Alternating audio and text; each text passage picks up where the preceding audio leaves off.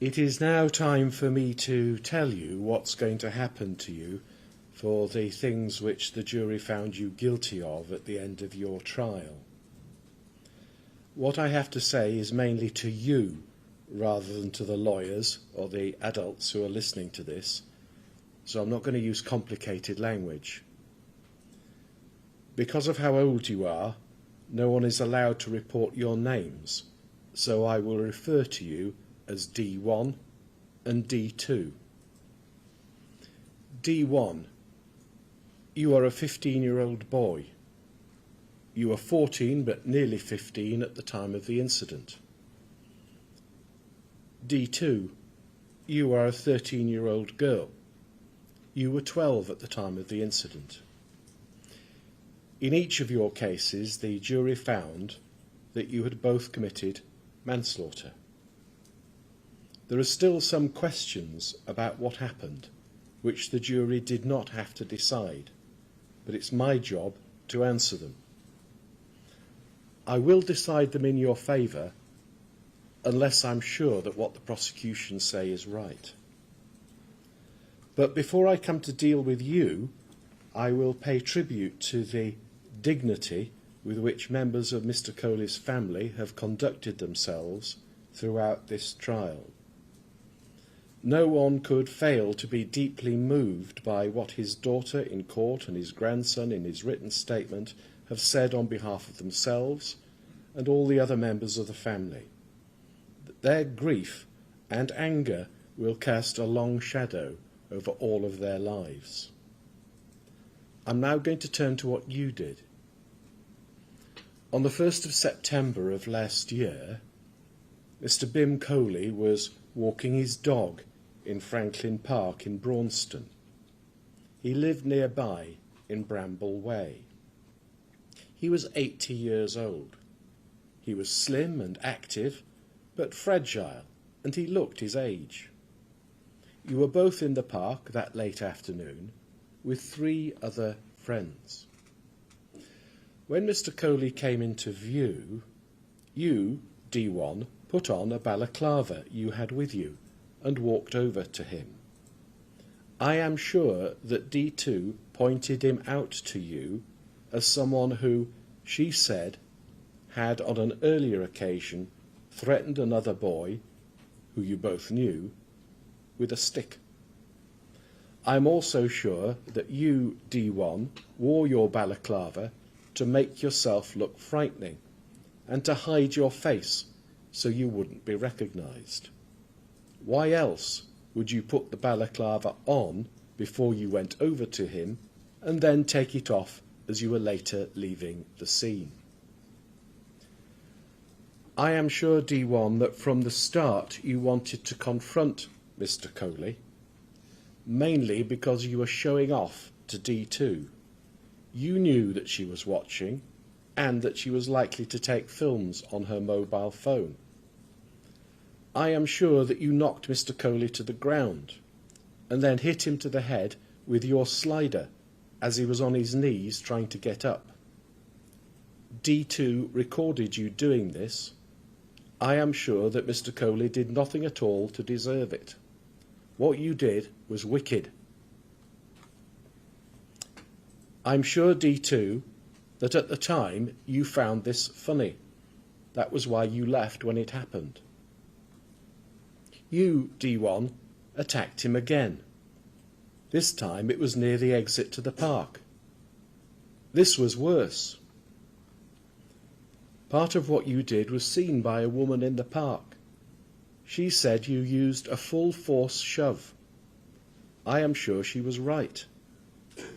You told the jury that you'd push Mr. Kohley because you thought he was going to attack D2, and you were defending her with reasonable force. They didn't believe you. I am sure that you were again showing off, and that you lost your temper. You admitted to many people shortly after the incident that this was more than just a shove. You said that you'd intended one hit, but then your anger turned in.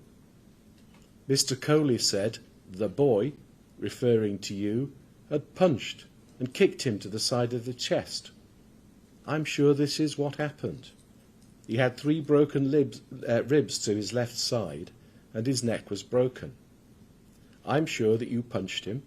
His neck was broken in the fall, and you then repeatedly kicked him hard in the ribs.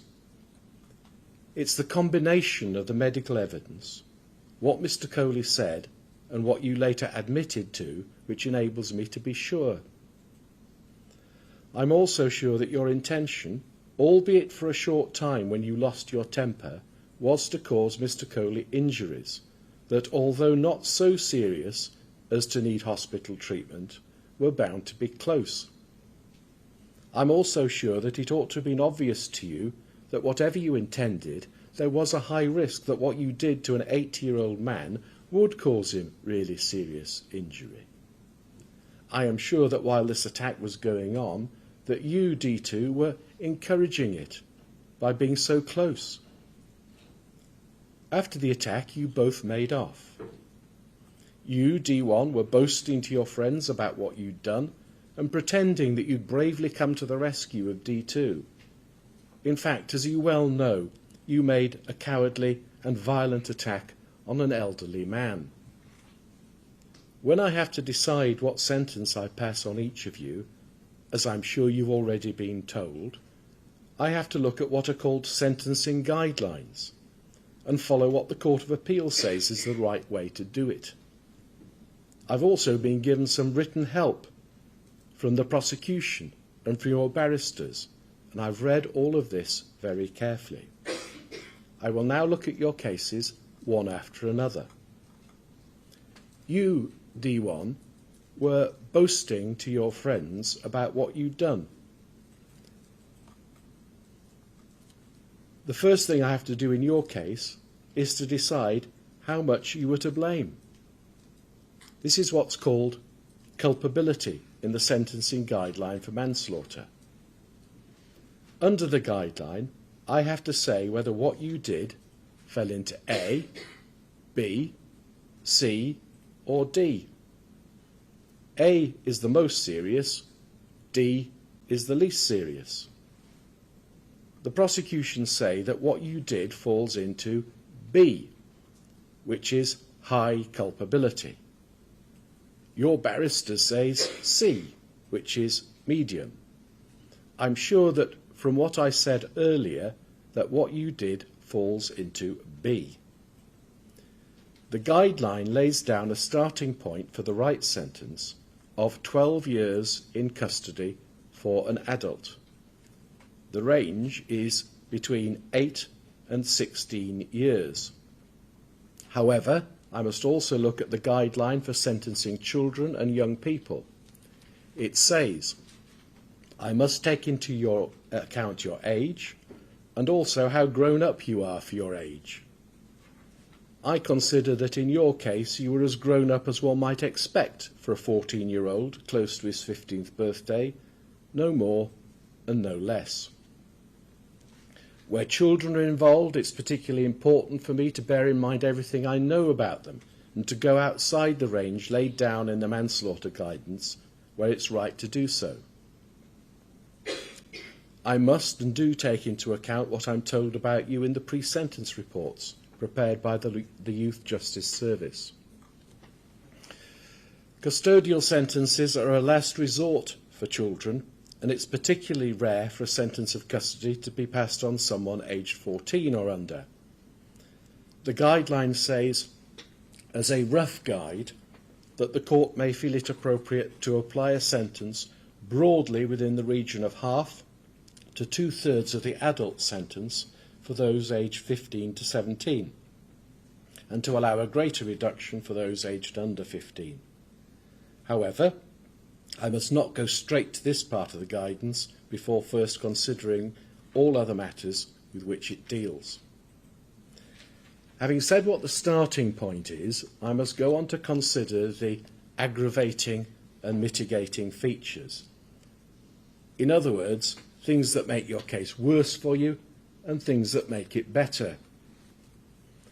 Turning first to the aggravating features. 1. I am sure, despite your denials, but what Mr. Kohley later said to his daughter Susan and to the paramedic, that during the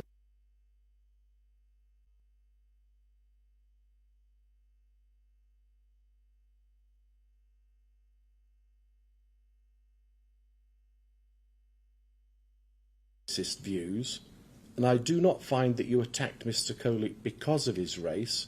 It was a lazy but very hurtful insult. Mr. Kohley was in very severe pain from his broken neck. No one who heard him on the police body-worn footage will forget his cries of agony. 3. Mr. Kohley was vulnerable because of his age. Although I bear in mind that his age was a factor which I took into account when deciding how blameworthy what you did was. 4. You decided in advance that you would be hostile to Mr. Kohley. That's why you put your balaclava on. 5. What you did to Mr. Kohley was not one single attack, which you immediately regretted, but was in 2 separate violent outbursts. 6. You used a slider as a weapon, but I bear in mind having seen that it was a flimsy item, which when used was more humiliating than dangerous. 7. As between you and D2, you took the lead, in her presence, playing up to her and to the camera on her mobile phone. Turning now to the mitigating features. 1. You have no previous convictions. 2. Despite some earlier bad reports about your behaviour in the children's home, more recently you are said to have behaved positively and well. You've applied yourself to your studies and have been helpful to the other children. 3. You have issues with your mental health which are set out in detail in the pre-sentence report, which I have read. 4. Your life at home has not given you the best start. Your mother has supported you, but there have been many issues which are again detailed in the pre-sentence report and which I have fully considered. I am unable to give much weight to what is said about your remorse. I'm sure you regret that Mr. Kohley died because of what you did to him, but you still say it wasn't your fault. It was your fault, and the sooner you realise this, the better. Had you been an adult, even concentrating as I must on your personal circumstances, the balance of aggravating and mitigating features would have resulted in an increase from the starting point to 14 years custody.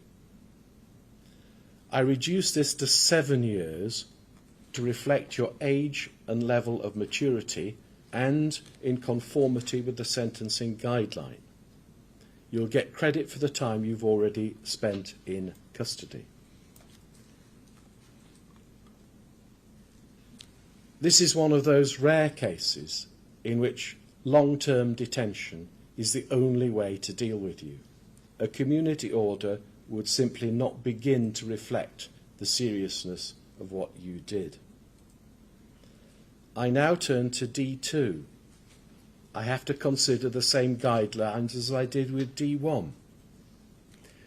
In your case, I consider that your offending fell into the medium category of culpability. You intended that Mr. Kohley should suffer some harm, but not that D1 should attack him with the force which he used near to the exit of the park. You continued to film what happened after Mr. Kohley had been forced to the ground and humiliated. It was obvious to you that if you stayed around and continued to film, then D1 was liable to cause Mr. Kohley at least some further harm, and that you would be encouraging him to do that. I am not, however, sure that you expected D1 to attack Mr. Kohley with anything like the level of violence that he did when he lost his temper and punched and kicked him. You did not play the leading role in the incident, but yours was not a minor part. With respect to the aggravating features, 1. I refer again to the severe pain caused to Mr. Kohley caused by his injuries. 2. Mr. Kohley was a vulnerable elderly man, which must have been obvious to you even at your age. 3. You actively encouraged D1 to carry on by filming him and remaining close at hand, even after his first humiliating attack. Although what you did was very serious in some important ways, it was not as serious as D1. You did not at any stage hurt Mr. Kohley directly, and I am sure that you didn't foresee the violence of the attack which D1 carried out at him towards the end. I do not find that your involvement was because of Mr. Kohley's race. The evidence about this was limited to D1. In mitigation, I've taken into account everything set out in the pre-sentence report and what has been said and written on your behalf by your barristers, and it can be said: 1, you have no previous convictions; 2, you've had a troubled upbringing; 3, people who know who you are and what you did have given you a very hard time since September of last year; 4, you are assessed as presenting a low risk of committing further offences; 5, you have committed no further offences whilst on bail for this offence since last September. Had you been an adult, I find that the starting point under the manslaughter guideline, balancing out the aggravating and mitigating circumstances, would have been 8 years. However, under the guideline, your age, maturity and personal circumstances must be given very close attention. You were only 12 at the time of the incident, and considerably younger than D1. I find that you were as grown up as your age of 12 would suggest, no more and no less. The broad guidance is that a sentence of less than half of that appropriate for an adult would be right. Bearing in mind that a custodial sentence in these circumstances would be short, but liable to have a very severe impact on your education and chances of rehabilitation, I am satisfied that a short custodial sentence would do more harm than good in your case. I consider that a youth rehabilitation order of 3 years is required, that is the maximum, with a supervision requirement for the same period. You'll have to do a 60-day activity requirement, which will include community work. You'll be the subject of an electronically monitored curfew between 7 o'clock at night and 7 o'clock in the morning for a period of 6 months. And if you don't follow any of those requirements, you're liable to be brought back to the Crown Court to be dealt with. Those are the circumstances and those are the sentences I pass. Thank you.